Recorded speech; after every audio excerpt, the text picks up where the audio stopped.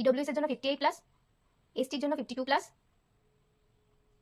এবার জিএনএমটা বলি, পরপর বলে দিই তাহলে তোমাদের সুবিধা হবে। তো জিএনএম এর জন্য জেনারেল ক্যাটাগরিতে কাট অফ মার্কস যেতে চলেছে 69 প্লাস, ওবিসি এ এর জন্য 66 প্লাস, ওবিসি এর জন্য 66 প্লাস। আমি বলে দিচ্ছি এএনএম এবং জিএনএম এর জন্য অ্যাকর্ডিং টু মি আমি অ্যানালাইসিস করে আমার যেটা মনে হয়েছে কাট অফ মার্কস যেতে পারে সেটাই তোমাদেরকে আমি শেয়ার করলাম। আশা করছি এর মধ্যে যাদের মার্কস থাকবে তাদের সম্ভাবনা আছে এবারে গভর্নমেন্ট কলেজ পাওয়ার। আর বাকি যাদের এর থেকে কম হচ্ছে তারা অবশ্যই কম কাউন্সিলিংয়ে বসবে, কাউন্সিলিংয়ে বসবে না এরকমটা করবে না, কাউন্সিলিংয়ে বসবে। Hi everyone, this is me Nandita, 4th year BSc Nursing student of Government Medical College and Hospital. ভিডিওটা টাইটেল আর থাম্বনেল দেখে তোমরা বুঝতে পেরে গেছো আজকে আমি কি নিয়ে ভিডিও বানাতে চলেছি। এএনএম জিএনএম এর কাট অফ মার্কস কত হবে সেটাই তোমাদেরকে এই ভিডিওটার মধ্যে আমি বলবো। মেনলি সেটা বলার আগে আমি তোমাদেরকে বলি যে আমি কীভাবে সেটা ডিসাইড করলাম বা আমার অ্যাকর্ডিং টু মি আমার যেটা মনে হচ্ছে আমি সেটাই তোমাদেরকে বলবো। আমি বারবার বলি প্রত্যেকটা ভিডিওতে যতগুলো আমি কাট অফ মার্কস বলেছি ততগুলো ভিডিওতে আমি এক কথাই বলেছি, আর এই ভিডিওটা তো সেটাই বলবো যে আমি বলে দিচ্ছি মানে যে সেইটাই একদম পুরো স্ট্যাম্প পড়ে গেল, সিলমোহর পড়ে গেল যে ওর থেকে কম পেলে তোমরা পাবে না বা ওর থেকে বেশি পেলেও তোমরা নাও পেতে পারো বা এরকমভাবে তোমরা নিজেরা ভেবে নিলে এরকমটা করো না, কারণ কাউন্সিলিংয়ে অনেক সময় কিন্তু ম্যাজিক হয়।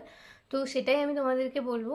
বাকি আমি আগের বছর তার আগের বছরের কোশ্চেন পেপারটা একবার দেখেছিলাম, সেই অনুযায়ী আমি দেখেছিলাম যে কীরকম কি কাট অফ মার্কস কী ছিল 2023 আর 24। সেটা দেখার পর আমার মনে হয়েছে যে এটা কাট অফ যেতে পারে, আমি সেই অনুযায়ী একটা জায়গা লিখেছি বা সেটা অ্যানালাইসিস করেছি, সেটা তোমাদের শেয়ার করব যে কত মার্কস যাবে। তোমরা অনেকেই র্যাঙ্ক জানতে চেয়েছো যে এনএম জিএনএম এর কত র্যাঙ্ক পর্যন্ত যাবে। যেহেতু এবছর পরীক্ষাটা অনেক পরে হয়েছে, তো প্রত্যেক বছর যেরকম পরীক্ষার্থী পরীক্ষা দেয় এবারে কিন্তু সেরকম দেয়নি কো। ধরো জেনপাসের ক্ষেত্রে বিএসসি নার্সিংয়ের কথাই আমি যদি বলি, আগে কিন্তু অনেক বেশি 60-65 হাজার এরকম এক্সাম দিত, কিন্তু এবারে 35K দিয়েছে, মানে 35,000 দিয়েছে।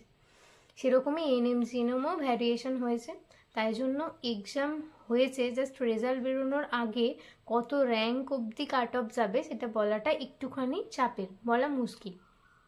তো সেই জন্য কাট অফ মার্কস কত যেতে পারে সেটা হয়তো বলাটা একটুখানি ইজি ওর তুলনা। আর তোমরাও এটা যদি জানো তোমাদের নিজেদের মার্কস কত হচ্ছে সেটা তোমরা ক্যালকুলেট করে তোমরা বুঝতে পারবে যে তোমরা তাহলে গভর্নমেন্টের মধ্যে মানে সিলেকশন হবে আর নাকি সেমি গভর্নমেন্টে যেতে পারবে নাকি প্রাইভেট যাবে, সেটা অবশ্যই তোমাদের ডিসিশন। বাট গভর্নমেন্ট হবে কি হবে না, কত অবধি কাট অফ যাবে সেটা আমি এই ভিডিওটাতে তোমাদেরকে বলে দেবো।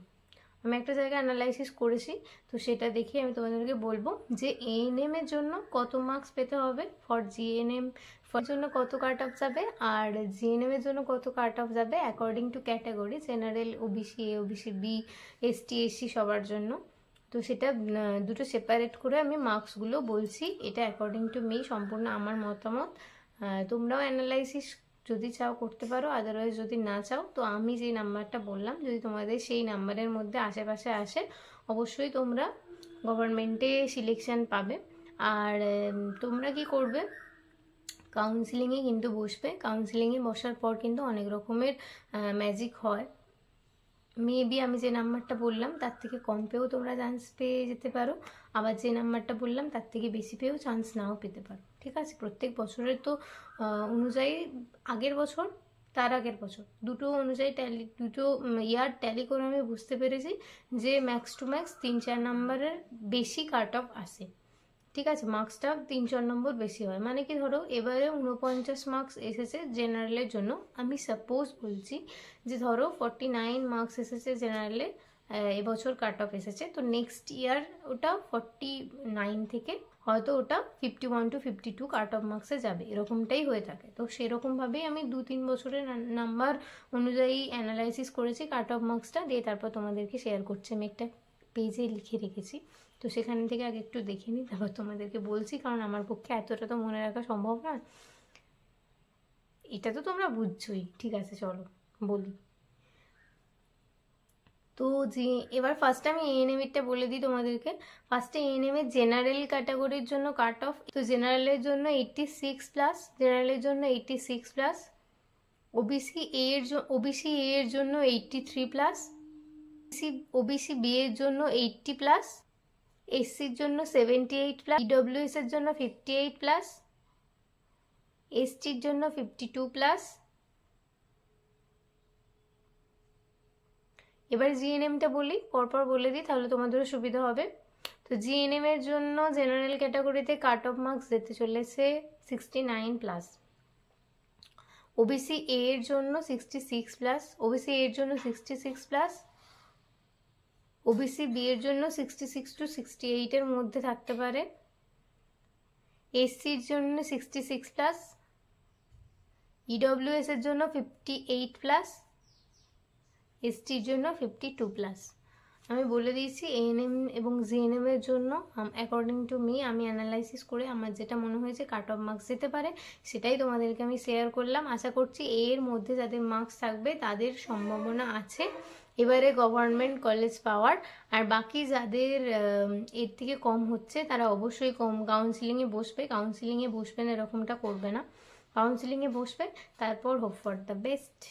আশা করছি তোমাদেরও হয়ে যাবে। আমি তো চাই সবসময় সবার হয়ে যাক, কারণ কি অনেকে অনেক অনেক অনেক খেটেছো আর অনেকে ওয়েটেও করছো। এবারে এক্সামটাও অনেক পরে হয়েছে, তো সুতরাং সব কিছু মিলিয়ে সবার যাতে হয়ে যায়, সবাই যাতে কলেজে ভর্তি হয়ে যায় বা স্কুলে ভর্তি হয়ে যায় এনটিএস এর মধ্যে। যারা জিএনএম এএনএম পড়বে তাদের জন্য বলছি, যারা কোর্সে ভর্তি হয়ে যায় সেটাই আর কি প্রে করবো। যাই হোক, আর বেশি ভিডিওটা এক্সটেন্ড করছি না, যেটুকু যা ইনফরমেশন আমি দিয়েছি আশা করছি তোমাদের হেল্প হয়ে যাবে।